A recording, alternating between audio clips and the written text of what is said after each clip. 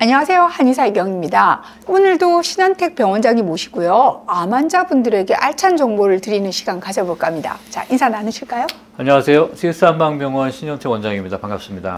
사실 암 환우분들 많이 보시겠지만 항암의 고통 옆에서 정말 지켜보기 힘든데요. 암세포를 죽이기 위해 일종의 독약을 몸 안으로 주입하는 거라고 볼 수 있으니 그로 인한 고통이 얼마나 심각하실지는 물론 영화나 드라마의 소재로 자주 등장하다 보니까 상상을 해보긴 하지만 실제 당사자의 입장이 되어보지 않으면 체감이 안 될 것 같습니다. 항암의 고통 때문에 포기하시는 경우도 많으니까요. 그런데 좋은 사례가 있어서 소개해 볼까 합니다.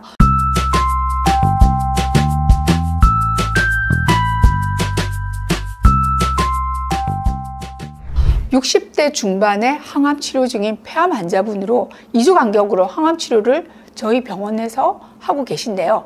보통 항암을 하고 나면 일주일 뒤에 가장 힘든 상태이고 항암이 2차, 3차 누적될수록 그 고통이 심해지죠.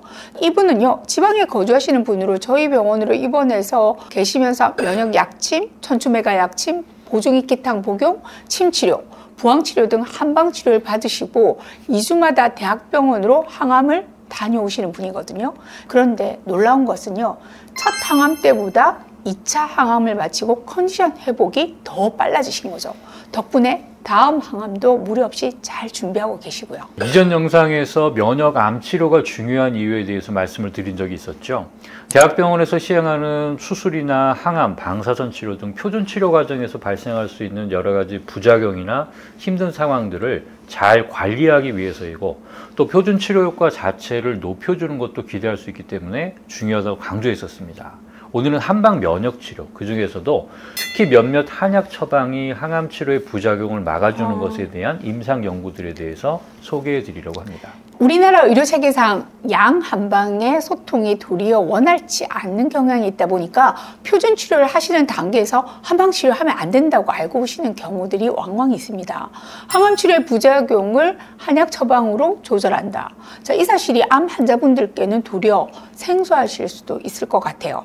근데 실제 이런 연구들이 많이 되고 있죠. 네, 이런 연구들이 가장 많이 되고 있는 것은 바로 일본인데요. 일본의 경우 암을 치료하는 의사 선생님들, 우리나라로 따지면 이제 혈액종양내과 선생님들이 할 수 있겠죠. 이 선생님들의 약 90% 정도에서 한약을 암 치료에 사용하고 있다고 하고요. 특히 항암 치료할 때 발생할 수 있는 여러 가지 부작용들의 완화 목적으로 매우 폭넓게 사용하고 있는 것으로 알려져 있습니다. 의사 선생님들이 한약을 90%가 넘는 비율로 활용하고 있다. 자, 신선하기도 하고 부럽기도 하고 그런데요. 네, 그렇죠. 아마도 한 번이라도 써보신 선생님들은 그 효과를 확인할 수 있었기 때문에 지속할 수 있었을 거라 생각이 됩니다. 큰 규모로 진행되는 많은 연구들에서도 통계적으로 유의하게 한약 치료 효과가 확인되는 것들을 볼 수가 있었기 때문에 그럴 수 있었을 것 같고요. 구체적으로 어떤 항암제들과 어떤 부작용들에 대해서 어떤 한약 처방들이 사용되었고 그 결과가 어땠었는지 한 걸음 더 들어가서 구체적으로 소개 부탁드리겠습니다. 네, 작년에 미국에서 항암 부작용 완화 치료 한의 전문가 과정이라는 학회가 있었는데요. 거기에서 발표된 내용들을 요약 정리해서 말씀드리도록 하겠습니다. 대표적으로 사용되는 항암제들은 플루오로 우라실 계열, 시스플라틴과 카보플라틴, 또 옥살리플라틴, 이리노테칸, 그리고 탁신 계열이었습니다. 먼저 대장암 치료에 대표적으로 사용되는 플루오로 우라실계 항암제, 즉 젤로다나 TS1, 테가프루 이런 것들은 피로, 또 면역 저하, 골수 손상을 유발하게 되는데요. 십전대보탕, 보중익기탕, 인삼양령탕과 같은 한약 처방이 이런 손상을 완화시키는 것으로 확인이 되었습니다. 그리고 특히 십전대보탕과 항암제 테가프루 병용 임상 연구에서 아주 흥미로운 연구 결과를 볼 수 있었는데요. 네. 대장암 환자 수술 전후에 테가프루 서방정을 투여한 44명을 대상으로 십전대보탕 병용 유무 임상 시험을 시행한 결과 십전대보탕을 같이 사용한 군에서는 암종 조직 내에 5FE 농도가 상승을 했는데 정상 조직 내에서는 오히려 저하되는, 그러니까 테가프루의 종양 선택성, 어렵죠. 네네. 종양 선택성이 향상되었습니다. 이게 무슨 말이냐면 항암제의 암의 살상 현혹이 선택적으로 더 높아지고 정상 조직은 보호되었다는 그런 의미인 거죠. 항암 치료 시에 가장 핵심이 되는 중요한 요소인 겁니다. 거기다가 십전대보탕 병용군에서는 항암제로 유발되는 간 기능 장애 억제 효과도 있었고 부작용 발현 시기가 지연되는 효과도 있었다는 겁니다. 십전대보탕은 한의학에서 보약으로 사용되는 아주 대표적인 처방인데요. 보약이라는 기본적인 특성상 정상세포의 보호 효과는 기대할 수 있을 것 같아요. 자, 선택적으로 항암제의 작용을 도왔다는 것, 이게 흥미로운데요. 또 다른 연구들도 한번 소개해 보실까요? 다음으로 고환암, 두경부암, 난소암, 자궁경부암, 또 비소세포 폐암 등 여러 고용암에 쓰이는 항암제인 시스플라틴은 신장 독성의 대표적인 부작용인데요. 시스플라틴 유발 신장 손상에 실형탕이라는 처방이 신장 장애를 경감시킨다는 것이 실험 연구와 임상 연구에서 확인되었다는 겁니다. 그래서 일본의 종양내과 의사들은 시스플라틴 신장 장애 실형탕이라는 처방을 많이 사용하고 있고 이 외에도 다양한 종류의 한약 처방을 활용하고 있다고 보고되고 있고요.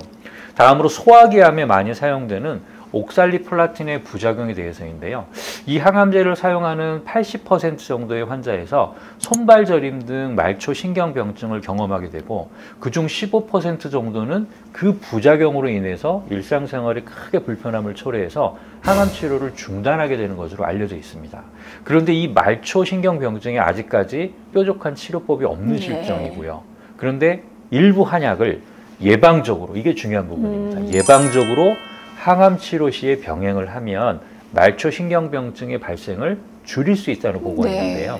가나자와 의과대학 종양내과학팀에서 2014년 3월 1일부터 2017년 10월 31일까지 결장 직장암 3기 환자 52명에게 젤로다와 옥살리플라틴을 3주 간격으로 수술 후에 보조 화학요법을 받으면서 인삼양영탕이라는 한약을 항암 1주기 1일부터 투여하고 각 주기 동안 매일 경구 투여해서 말초 신경장애 예방 효과에 대한 임상 연구를 했습니다. 그 결과가 심각한 말초 신경병증의 발생률은 인삼양영탕을 투여하지 않은 대조군보다 인삼양영탕 투여군에서 현저히 낮았습니다. 또한 옥살리플라틴의 상대 용량 강도, 대조군보다 인삼양영탕 투여군에서 상당히 높았습니다. 아까 말씀드렸던 항암제 효과를 높였다는 말입니다. 결론적으로 인삼양영탕은 옥살리플라틴 유도 누적 말초 신경염의 발생률을 감소시키고 젤로다와 옥살리플라틴 투약요법의 유지 관리를 용이하게 할 수 있었다는 겁니다. 자, 여러 가지 합병증으로 고생하시는 한의분들의 입장에서 보자면 정말 흥미로운 결과라고 할 수 있을 것 같아요. 안 겪어보신 분들은 모르시겠지만 말초 신경병증 때문에 여러 해 동안 고생하시는 환자분들 보면 안타까운 마음이 들거든요. 자, 여러 가지 치료들을 해보지만 좀처럼 잘 나아지지 않아서 참 힘든 증상이기 때문입니다. 예방적으로 한약을 쓰는 방법이 있다니 주변에 항암을 앞둔 환자분들 있으시다면 오늘 방송 내용을 꼭 기억하셨다가 말씀해 주시면 좋을 것 같아요. 개인적으로는 이제 드라마나 영화에서 항암을 하고 괴로워하시는 분들이 한약을 복용하고 고통을 좀 더 편하게 잘 넘기시는 장면이 추가됐으면 좋겠다는 바람이 있습니다. 자, 오늘도 도움 말씀 감사드리고요. 신 원장님 수고하셨습니다.